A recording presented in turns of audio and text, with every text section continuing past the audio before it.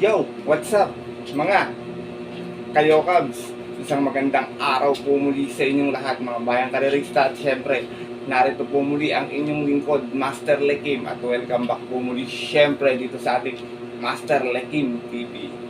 Bago ko po simulan itong ating maikling video ngayong araw bayang karerista make sure na dapat nakalike na po tayo at nakasubscribe. Huwag niyo po kalimutan hit yung notification bell or bell icon sa baba itong ating video na to para always kayo maging updated sa mga susunod ko pa pong mga i-upload na video. Muli, maraming salamat sa pagsubaybay at pagsuporta palagi bayang karerista. At syempre, ngayong araw, meron po tayong muling konting silip at giya, konting race analysis sa karera para po ngayong araw ng Sabado. Happy weekend races, Saturday Racing May 9 2026. Dito pa rin tayo sa PJC Padre Garcia, Batangas at meron po sila inyentang 7 races na magsisimula po sa ganap na alas 3 ng hapon. Sana makatulong sa inyo.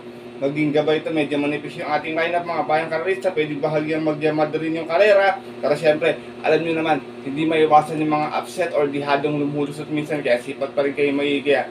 Tsaka baka may mga kusmada kayo mas dihado pa maliban sa giyang mga ibibigay ko. Na syempre, hindi ko na rin papatagal agad dyan. Tara, puntahan natin agad ito matapos lamang syempre yung ating maikling intro. Kaya let's go mga Kayokabs.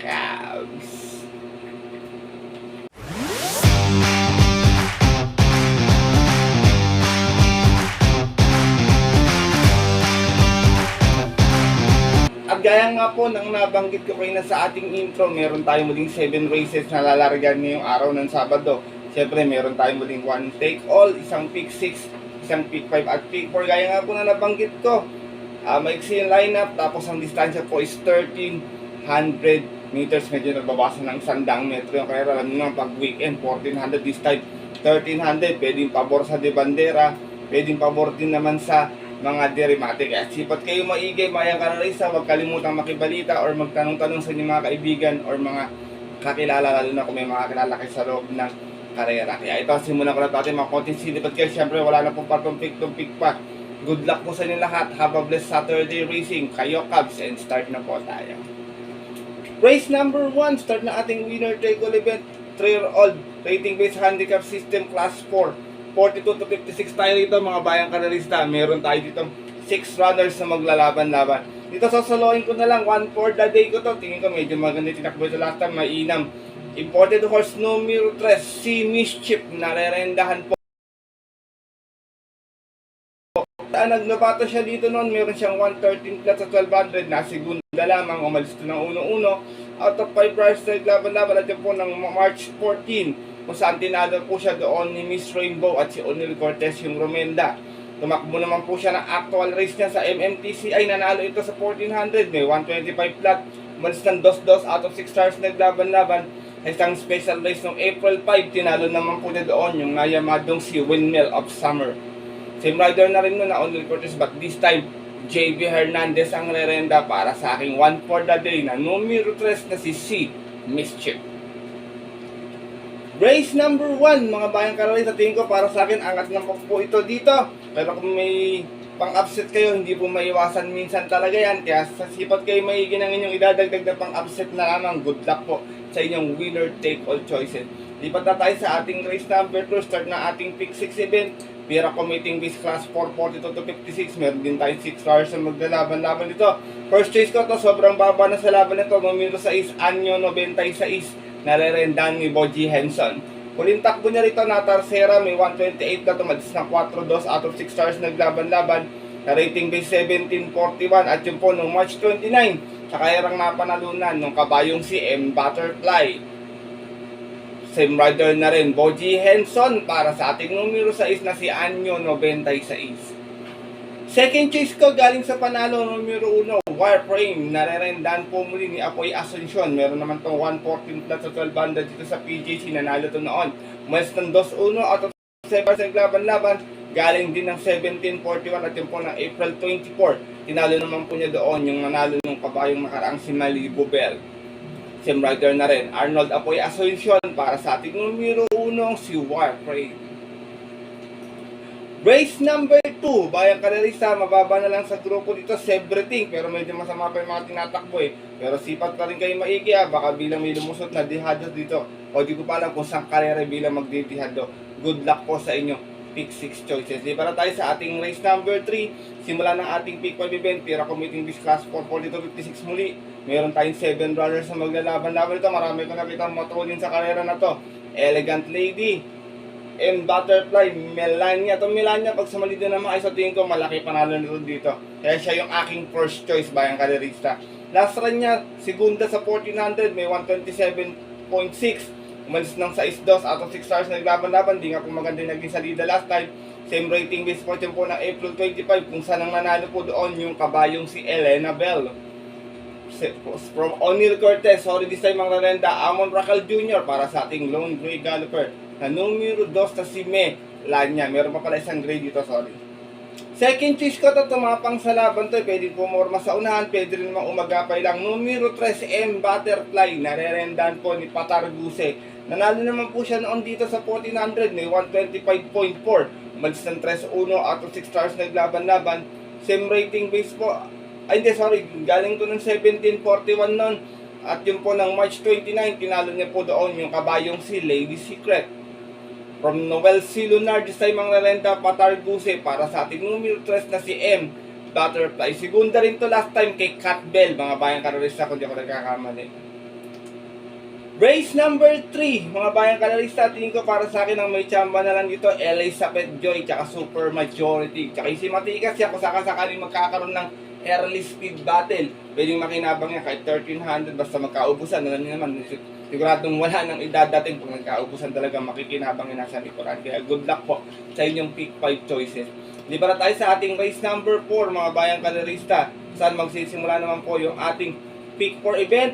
At isa itong Piracom rating base class 51741. Meron tayong 6 runners na maglalaban-laban. At tingin ko medyo magulong karera to kasi ito yung mga sagad na sa baba ng grupo. Kaya dito ako, long shot of the day ko, numero 4, Pretty Penny. Narerendan po ni Jomer Estorque. Medyo may kabigatan yung peso. Dumating itong pampito last time sa 1200. May 116.8. Umalis ng 2 Gs out of 11 runners naglaban-laban. Same rating base at yun po ng April 24. Last race sa karerang napanalunan po nung kabayong si Golden Aria. Same rider na rin, Jomer Estorque para sa ating long shot of the day na numero 4 si Pretty Penny. Nandito na po ang inyong lingkod, si Suke. Second choice ko, numero 2, G's Favorite. Narerendahan po ni Jomel Lazaro. Ito mayayamado rito. G's Favorite, dumating din ng pang-anim sa 1400 naman dito. May 131.2. Umalis ng 7-7 out of 7 runners naglaban-laban.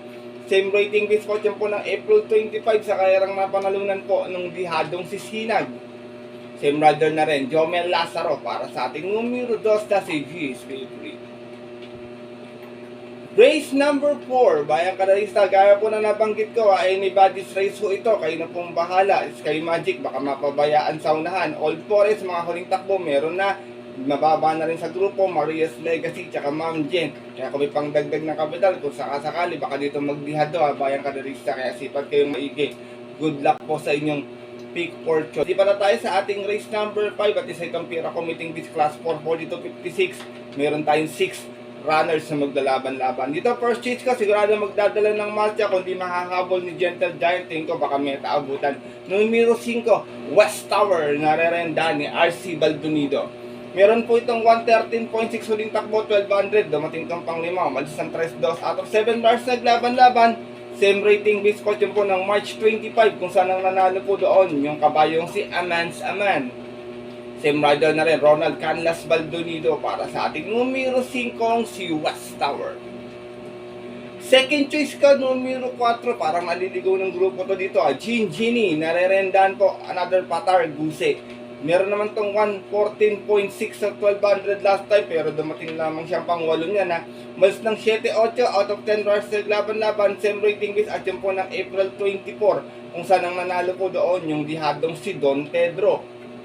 Same rider na rin, Patarguse para sa ating numero 4, si Jean Genie. Race number 5, mga bayang karerista, kung may masipat, paalala po muli or makakabalita, kayo na pong balang magdagdag sa inyong diskarte at mga Urota. Kaya good luck po sa inyong race number 5. Liba na tayo sa ating race 6, ang ating penultimate race ngayong araw po ng Sabado. Isa tong Pira Committing Disc Class 440 to 56. Meron tayong 6 runners na maglalaban-laban. Dito first choice ko to, sobrang baba na sa laban. Maganda pa yung numero. Numero 1, Liquid Gold. Narerendaan ni JB Guerra. Huling takbo ni Liquid Gold, 1200. May 115 flat. Dumating itong pampito. Malis ng 3-2 out of 7 runners naglaban-laban.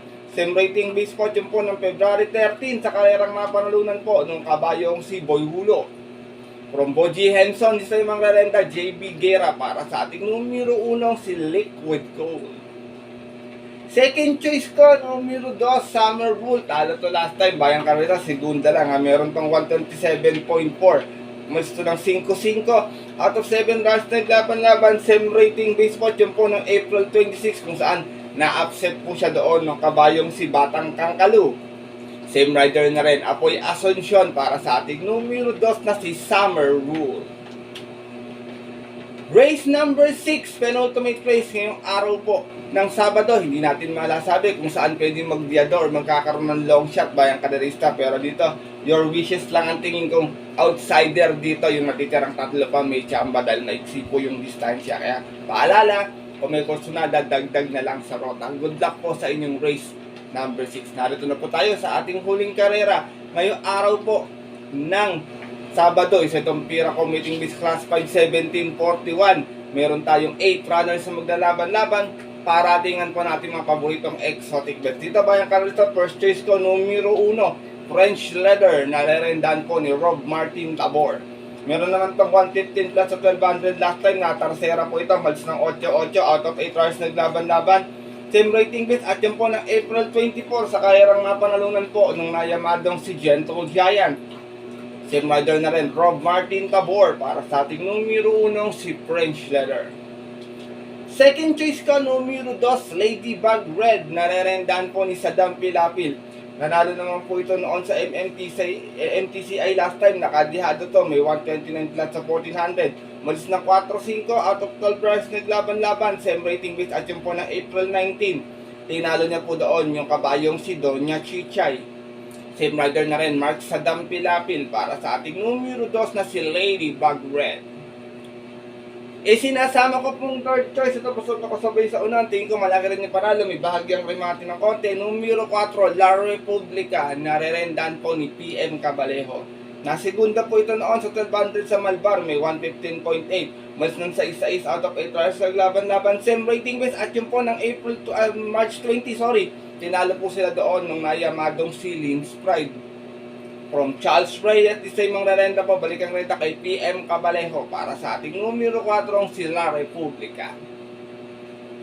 Last and final race mga bayang kalarista, Limon Sudan Pulse. Makibalita po kayo dyan pag nagbigay ng importansya. Tingin ko lamang na lamang po yan dyan, hindi niya po grupo yan bayang kalarista. Kaya yun, paalala ko sa inyo, makibalita po kayo dyan ha. Good luck po sa inyo mga paratingan ng inyong mga paboritong exotic bets. Sana po makachamba, wala rin tayong mapasama sa mga winners nito. At yun po mga bayang kalarista at ating mga kayokabs, hanggang dito na lamang po tayo muli. Ako po yung muli nagpapasalamat sa inyong pagtutok at pagsuporta para dito sa ating Master Likim TV. At sana po mabigyan mo po kayo ng mga gandang konting silip at diyang Yamado Diado sa mga susupating mga darating na karera. Lalo na po next week, Chairman's Cup, pagbalik ng PJC Triple Crown Series na bayang kalarista. Kampiyan na sa inyong mga kakampiyan kabayo. Gagawa tayo ng maikling video sa ating mga kalahok ng ating Triple Crown, Hopeful Stakes Race, and Clear Odd locally bred by next week po bayang kalarista. Sisingit po natin yan, kaya ang tabay lang po kayo. Muli, paalala ko po sa inyo, na sariling aral ko lamang po ito, kuro-kurot opinion sa karera, maaari yung sundin yung aking giya. Kung hindi po, wala pong problema, hindi po ako namimilit. Dahil pagdating ng tayaan sa takilya, mas mananaig yung sarili niyo pong napukusort-kusurada. And always, kayo kag sa akin dyan, kayo pa rin syempre yung masusunod. Good luck po muli sa inyo lahat and have a blessed Saturday racing. Sa mga pupunta po ng mga kapit ng off-track betting station, 3 PM po ang ating start time. Dala po kayo ng bimpo at tubig. Medyo mainit pa rin po yung ating panahon. Stay safe everyone sa inyo lahat mga bayang kalarista. God bless. Lalo na sa mga solido ditong diadista nating mga kayo.